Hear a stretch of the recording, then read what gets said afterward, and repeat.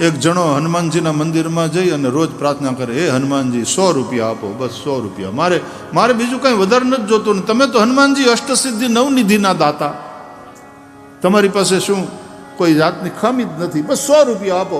આ ગરીબ માણસને સાંભળો, હનુમાનજી બસ 100 રૂપિયાની મારી ખાલી માગ છે. 100 એટલે 100, હું વચનનો પાકો છું. 99 નહીં લઉં, 101 નહીં લઉં, 100 એટલે 100. 1 મહિનાથી આમને આમ પ્રાર્થના કરતો હતો. એટલે હનુમાનજીને એમ થયું કે જરા જોઈએ તો ખરા આ કેટલો વચનનો પાકો છે. તો એકવાર રૂમાલમાં બાંધી 99 રૂપિયા અને ફેંક્યા, આમ ઉપરથી પડી પોટલી. તો આ પ્રાર્થના કરતો હતો ને એમાં હાથમાં પોટલી આવી, એકદમ ચમક્યો, જોયું પોટલી છે, હાથમાં લઈને આમ ખખડાવી ગઈ. રાણી સિક્કા ખખડે છે. ખોલી પોટલીની ગાંઠ. ખરેખર કોણ કહે છે હનુમાનજી નથી સાંભળતા? આ કળિયુગની અંદર પણ જાગતલ દેવ, વાહ મારા દેવ, વાહ મારા દેવ, મારી પ્રાર્થના સાંભળી, આ ગરીબના ઉપર તમે કૃપા કરી. રૂપિયા ગણવા માંડ્યો, 99 થયા, એક ઓછો. અને આ તો બોલતો હતો કે 99 નહીં લઉં, 101 પણ નહીં લઉં, 100 એટલે 100. બીજી વાર ગણ્યા તો 99 થયા. મૂંઝાણું કે આપણે તો બોલી નાખ્યું કે 99 એટલે 100 એટલે 100, 99 નહીં લઉં, 101 નહીં લઉં. ત્રીજી વાર ગણ્યા 99 થયા, કે ગણતરીમાં મારે કંઈ ભૂલ હોય. ત્રીજી વાર ગણ્યા 99 થયા. પછી કે વાહ હનુમાનજી વાહ, બુદ્ધિમતામ વરિષ્ઠ તો તમે જ છો, રૂમાલનો રૂપિયો પહેલેથી કાપી લીધો.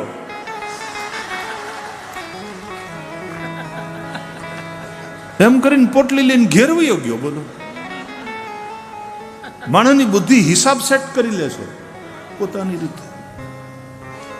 ચોરી લેવું, લૂંટી લેવું, છેતરીને લેવું એ તો હરામનું છે જ. પણ રસ્તામાં પડ્યું હોય, આપણે જતા હોઈએ ને ત્યાં બીજું કોઈ ન હોય અને આપણને રસ્તામાંથી સોનાનો હાર મળે, એ આપણો નથી. એમાંય આપણું મન જાય તો એ હરામનું છે. પછી ઘણા શું કે ખબર, મને બહુ જરૂર હતી એટલા માટે ઈશ્વરે મને આપ્યું, નહીં તો આ રસ્તેથી કેટલાય ગયા હશે. કેમ બીજા કોઈનું ધ્યાન ન પડ્યું? કેમ મારું જ ધ્યાન પડ્યું? કારણ કે ભગવાન મને આપવા માંગે, એમ કરીને પોતે ગોઠવી લે. માણસની બુદ્ધિ બહુ ખતરનાક છે. क्या तुम झूठ बोलने से अपने आप को रोक सकते हो? क्या तुम हिंसा करने से अपने आप को रोक सकते हो?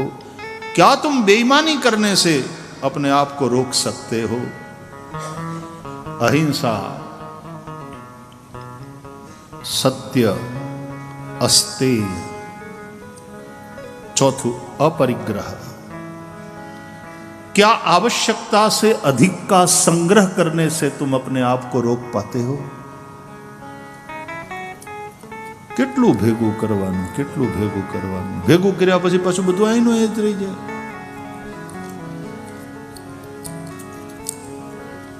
ન ખાધું હોય, ન કોઈને ખવડાવ્યું હોય, પૈસા પૈસા પૈસા, ઘરમાં જ્યાં દાંટ્યા હોય પાછી એને જ ખબર હોય ને ગુજરી જાય. પછી ઘણીવાર છોકરાઓ કે અમારા ઘરમાં છે ને એક નાગદાદા આંટા મારે છે. નાગદાદા નથી, હગા દાદા છે. એ નાગ બનીને આવ્યા છે કે કોઈ લઈ ન જાય પાછું. તમે સાંભળ્યું? આપણે ત્યાં જે સ્ટોરીઓ હોય છે ને, જ્યાં ખજાનો હોય, એ જ્યાં ખજાનાની વાત આવે ને ત્યાં નાગ હોય ન હોય. કે એ ખજાનાની ત્યાં એક નાગ રક્ષા કરે છે. એ ખજાનાની આસક્તિ વાળો જે ગુજરી ગયો એ હરપ થઈને આવે, એને મોઢામાં ઝેર હોય. તે દી ઝેર જ હતું, કોઈને 1 રૂપિયો દીધો નહીં. क्या आवश्यकता से अधिक का संग्रह करने से तुम अपने आप को रोक पाते हो? આપણે ત્યાં પરિગ્રહને પાપની શ્રેણીમાં મૂકવામાં આવ્યો. સંગ્રહ.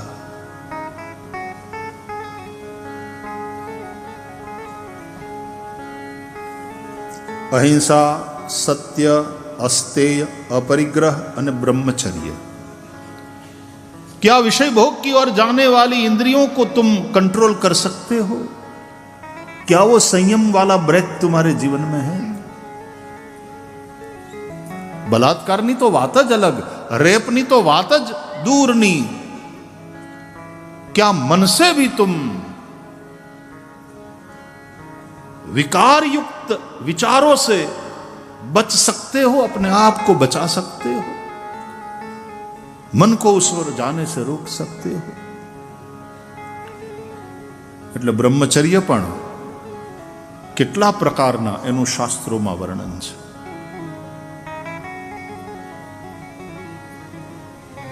કદાચ શારીરિક ન થાય તો માનસિક વ્યભિચાર કેટલા થતા હશે વિચારો, મનના અસંયમને કારણે માનસિક વ્યભિચાર કેટલા. ये कड़वा सच है, ये हमारी आंतरिक दुनिया है.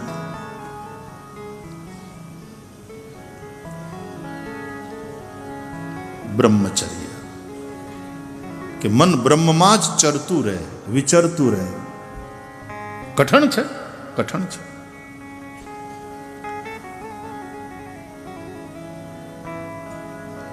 એટલે આ યોગ દર્શને તો પરાપૂર્વથી કહ્યું છે. ગાંધીજી એમાં પછી બીજા થોડા વ્રતો જોડ્યા. સત્ય અહિંસા, સત્ય અહિંસા ચોરી ન કરવી, વણજોતું નવ સંઘરવો, બ્રહ્મચર્ય में जाते मेहनत कोई अडे ना अभड़ाऊं, अभय स्वदेशी स्वाद त्याग ने સર્વધર્મ સરખા ગણવા, આ 11 મહાવ્રત સમજી નમ્રપણે નિત આચરવા. આવું ગાંધીજીના સમયમાં એવા એકાદશ વ્રતની વાત હતી, પણ એમાં 5 બાકીના તો ગાંધીજી એમાં જોડ્યા ને સારું એ પ્રમાણે એમાં તે ભાવના ઠીક હતી. પણ 5 યોગ દર્શને જે કહ્યા છે પરાપૂર્વથી છે.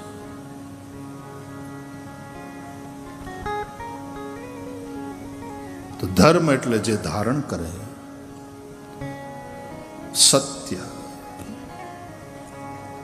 સત્ય માટે સહન કરીએ પણ સત્ય ન છોડીએ એ તપ. ત્રીજું પવિત્રતા, જીવનમાં પવિત્રતા હોય, ખાનપાનમાં પવિત્રતા હોય, રહેણી કહેણીમાં પવિત્રતા હોય. અને ચોથું દયા, દયા ધર્મ કા મૂલ है, પાપ મૂલ અભિમાન. એટલે ધર્મરૂપ નંદીના 4 ભગવાન શંકરનો પોઠિયો છે ને એ ધર્મનું પ્રતીક છે. શંકર એના ઉપર બેસીને આવે. શંકર શિવ એટલે કલ્યાણ, કલ્યાણ ધર્મ ઉપર સવાર થઈને આપણા જીવનમાં આવે છે. માટે ધર્મના આ જે 4 ચરણ એ શું કામ? તો કે આ 4 ચરણ આચરણ માટે છે. આ 4 ચરણ આચરણ માટે છે. અને ધર્મ એ આચરણનો વિષય છે, ખાલી કેવા સાંભળવાનો વિષય નથી. આચરણ, આચાર પ્રભવો ધર્મ, ધર્મસ્ય પ્રભુરચ્યુત. તો સત્યનું આચરણ, તપનું આચરણ, પવિત્રતાનું આચરણ અને દયા, કરુણા.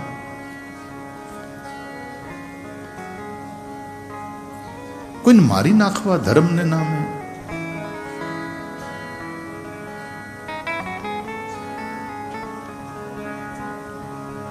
તો આ 4 વસ્તુ છે એ સમાજને ધારણ કરે છે, ટકાવી રાખે છે અને સમાજને સુખી રાખે છે. માટે ધારણા ધર્મ મિત્યાહુ.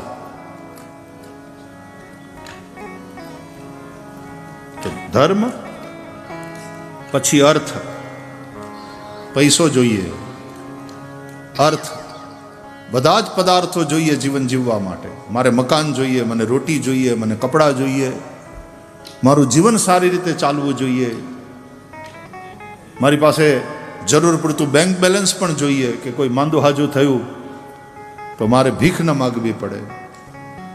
મારી પાસે એટલા પૈસા જોઈએ કે મારી જરૂરિયાત તો પૂરી થઈ જાય, પણ કોઈ ગરીબ આવે કોઈક જરૂરિયાતવાળું આવે તો હું હાથ લાંબો કરી શકું, એની મદદ કરી શકું. અર્થ, 4 પુરુષાર્થ: ધર્મ, અર્થ, કામ. વિષય ભોગની પણ જે કંઈ પ્રાપ્ત થયું છે એને ભોગવવાની પણ ઈચ્છા સ્વાભાવિક છે, પણ ધર્મને આગળ રાખીને આ બધું કરવાનું. ધર્માદ અર્થશ્ચ કામશ્ચ સ કિમર્થમ ન સેવ્યતે. જો ધર્મ નહીં હોય તો આ અર્થ અને કામ પાપ કરાવશે. Crimes related to money, crimes related to sex, અને એ થશે તો આ મોક્ષની વાત તો ભૂલી જ જાઓ. ખાલી અર્થ અને કામ પ્રધાન જીવન બનીને રહી જશે, અને અશાંત, સંઘર્ષ, દુઃખ, છેતરવાનું આ જ બધું સમાજમાં રહેશે. और वैसा समाज कभी भी तरक्की नहीं कर सकता. उस राष्ट्र में कभी चैन अमन नहीं हो सकता. હું આ વાત કરું છું હિન્દુ સનાતન ધર્મની. 5 પ્રાણ, 5 એની વાતો જેનાથી સનાતન ધર્મનું કલેવર બને. ફરીથી: યજ્ઞ, સંસ્કાર, પુરુષાર્થ, 4 પુરુષાર્થ: ધર્મ, અર્થ, કામ અને મોક્ષ. ચોથું,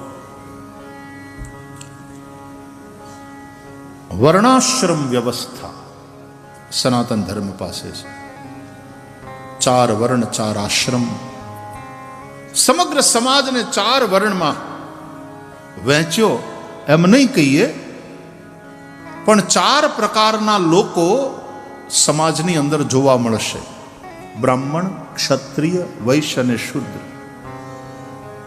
સૌના પોતાના ગુણો પ્રમાણે. અને ગુણો મોટે ભાગે આનુવંશિક હોય છે, એ વાત સત્ય છે.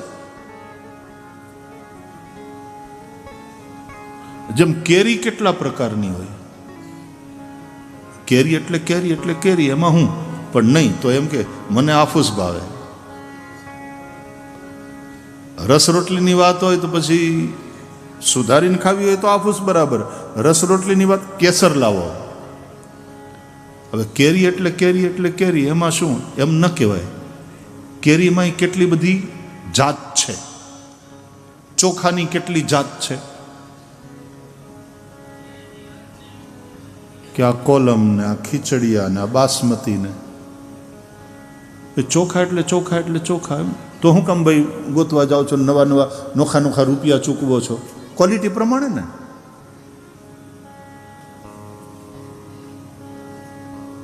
બદામ એટલે બદામ એટલે બદામ. બદામ કેટલા પ્રકારની આવે? मनुष्य के भी प्रकार है. બ્રાહ્મણ જે જ્ઞાન પ્રધાન જીવન જીવવા વાળો વર્ગ છે.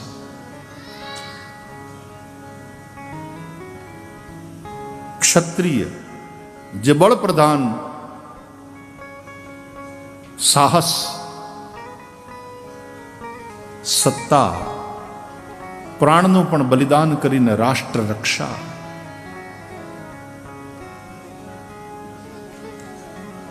Defence, governance. વૈશ્ય વેપારી, ઉદ્યોગપતિઓ, કિસાનો, પશુપાલકો, અર્થકારણમાં જે લોકો છે તે. આ એક વર્ગ. શૂદ્ર જે સેવાના ક્ષેત્રમાં છે, નોકરી કરે છે, જોબ કરે છે, અનેક પ્રકારના કામ, એને પગાર મળે છે. નથી ભાઈ આ 4? અને આખા વિશ્વમાં છે. એક જ્ઞાન પ્રધાન છે, એક બળ પ્રધાન છે, એક અર્થ પ્રધાન છે, અને એક ક્રિયા પ્રધાન છે. બ્રાહ્મણ, ક્ષત્રિય, વૈશ્ય, શૂદ્ર. શોચતી ઇતિ. બાકીના 3 વર્ણની જે ચિંતા કરે છે એ શૂદ્ર. એ ક્ષુદ્ર નથી, એ જેવો તેવો નથી. સેવાના ક્ષેત્રમાં છે, એ શ્રમિક છે. એટલે GST.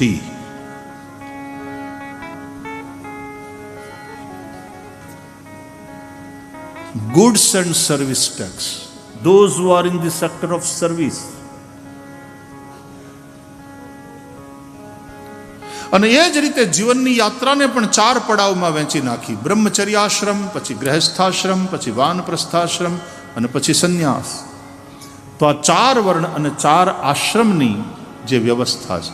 અને એમાં આપણા પુરુષ સૂક્તમાં વેદોમાં જે પુરુષ સૂક્ત છે ને, એમાં સંપૂર્ણ સમાજને વિરાટ ભગવાનના રૂપમાં જોયો અને કહે છે સહસ્રશીરખા પુરુષ સહસ્રાક્ષ સહસ્રપાત સભોવિગું સર્વત સ્મૃત્વા ત્યતિષ્ઠ દશાંગુલમ. આ હજારો મસ્તક વાળો પુરુષ, એ પુરુષ એટલે આ વિરાટ પુરુષ, આ સમાજ, આ સોસાયટી, જેના હજારો મસ્તક છે. જો ના હું છે, આ હજારો મસ્તક વાળો વિરાટ પુરુષ મારી સામે છે, જેના હજારો હાથ છે. એક વ્યક્તિના 2 હાથ, પણ કલેક્ટિવ જે રૂપ છે તમારું, એટલે આપણે કહીએ જનતા જનાર્દન એવો શબ્દ છે. જનતા જનાર્દન, જેના હજારો મસ્તક છે, હજારો હાથ છે, હજારો નેત્ર છે, હજારો પગ છે. Collective consciousness.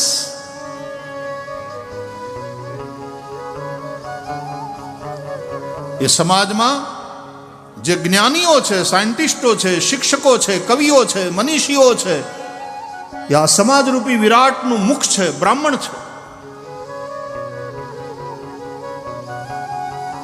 જે સૈનિકો છે, જે પોલીસો છે, જે પોલિટિશિયન્સ છે, જે ડિફેન્સમાં છે,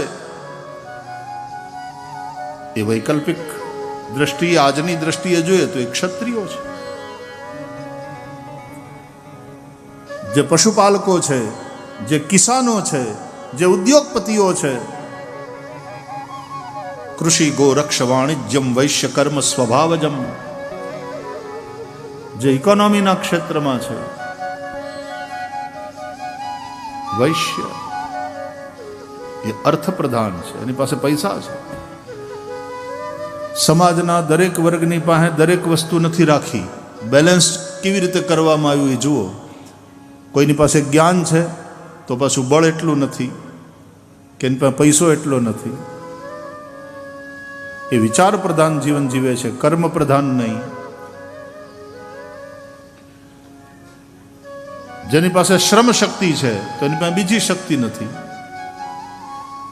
જેની પાસે સત્તા છે તો એને પૈસાની જરૂર પડે છે, એને સર્વિસ, બીજાની સર્વિસની જરૂર પડે છે, એને જ્ઞાનની, સલાહની જરૂર પડે છે.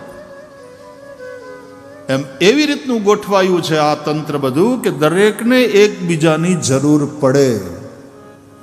એકબીજાના ઉપર તમારું જીવન અવલંબિત છે. કોન્યોસ્તિ સદૃશો મયા એવો અહંકાર તો કરવો જ નહીં. આપણે બધા આ સમાજનું એક અંગ છીએ.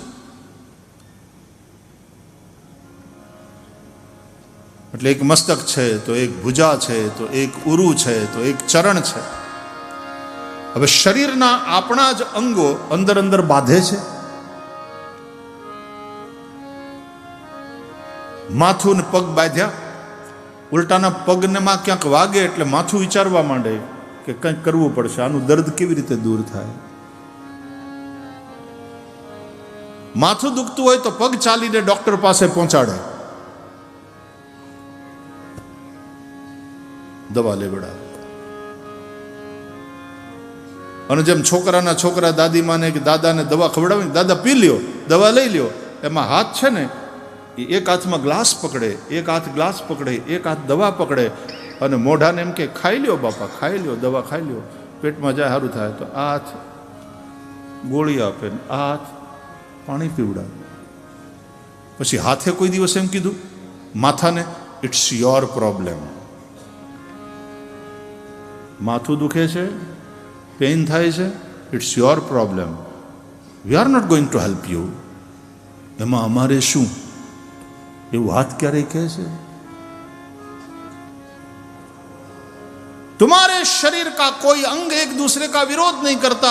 इस हाथ को लगा तो ये वाले हाथ मलहम लगाने लगे, यहां मच्छर ने काटा, इस हाथ ने कोई लाठी तुमको मारने के लिए तैयार हुआ, तुम्हारे सिर पे लाठी का प्रहार, तो हाथ बीच में आ जाते हैं कि मैं टूट जाऊं तो भले ही टूट जाऊं, माथे को टूटने नहीं दूंगा.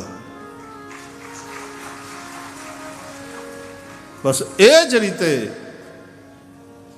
એકબીજાની રક્ષા, એકબીજાની મદદ, એકબીજાનો સહયોગ, શરીરના બધા અંગો જેમ પરસ્પર સહયોગ રહે છે, દેહમાં જે વ્યવસ્થા છે એ વ્યવસ્થા દેશમાં લાવવી પડે.